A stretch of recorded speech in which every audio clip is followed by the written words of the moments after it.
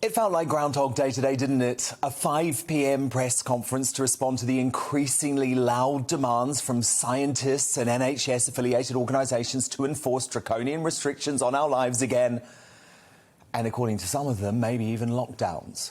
A health secretary pulling out those old cliches of protecting the NHS and the need for us to stay safe. And then the numbers. Cases rising, an explosion of infections. It's going to get worse. Oh, and the same old nonsensical questions from the media too.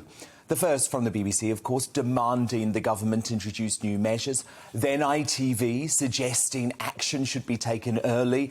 And Sky News pushing for the so-called Plan B of mask mandates, work from home orders and social distancing measures. If you were watching today's press conference in isolation, you'd almost believe that we didn't have over 70% of the population fully vaccinated and well over 90% of adults with COVID antibodies, according to ONS estimates. If we can't quit this desperate desire to lock down the country again and restrict our freedoms under those circumstances, then I believe we genuinely risk a hellscape where NHS pressure forces the country to be locked down every winter. COVID-19 is becoming endemic.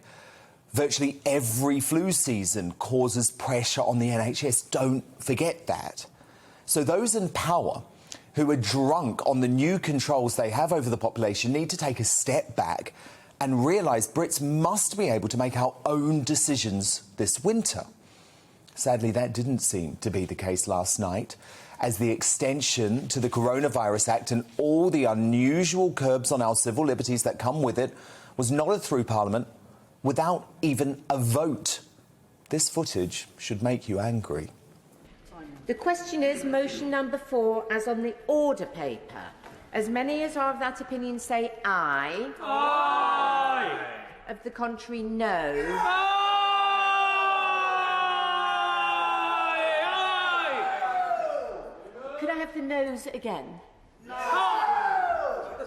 I'm afraid, I fear, the mood of the House is not to have a vote on this. Oh, how hilarious. Not even a vote. Isn't that funny? We must reset the language around how we talk about coronavirus before we allow it to swamp every aspect of normal life forevermore. We were promised the vaccine rollout would provide us a path back to freedom, so now it's time for us to demand that.